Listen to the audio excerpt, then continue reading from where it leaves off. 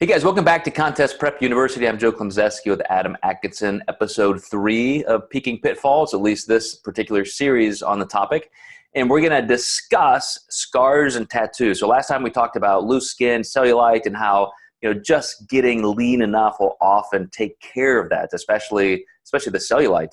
But now when you're looking at, what do I do with all these tattoos, which when I competed, I did not have tattoos, Adam. And, back then, at least people who did, there was kind of a tattoo cover up where people thought, I got to do this. I got to just like hide it and mar it. And it's almost like spackling, you're just caking this stuff on. It looked almost like a prosthetic sometimes. And I just see now people are almost expected now that 40% of adults have some kind of skin art. But is that a concern of yours? Let's tackle tattoos first. I don't worry about tattoos too much. You'll get the rare occasion where somebody might have a sleeve and it's just so dark around the shoulder that it just might be so dark that it does hide some of the separation between the shoulder and the arm. But I see most cases, my clients' tattoos seem to be tasteful for the stage and nothing too hiding of their physique or too masking of their physique, I should say.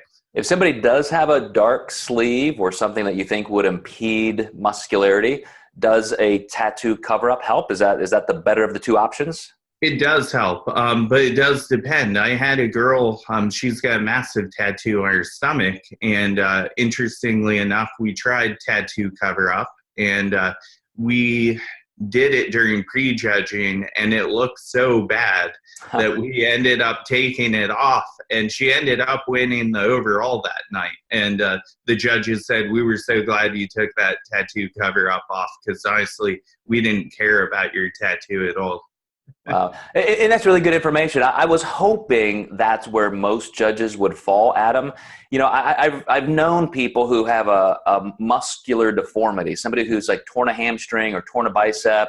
And, it's almost ridiculous for a judge to say, oh, well, that just ruined your symmetry, so I'm going to, I can't let you win that class, where other judges were like, yeah, I get it. That was an injury, and look at his other arm, or look at you just kind of look at the whole physique and the symmetry overall. And I really think the same thing comes into play with tattoos. It's like, we just expect that most people are going to have something like that. And so let's put it into context and not judge the physique or the condition or the symmetry or the size based on something like a tattoo.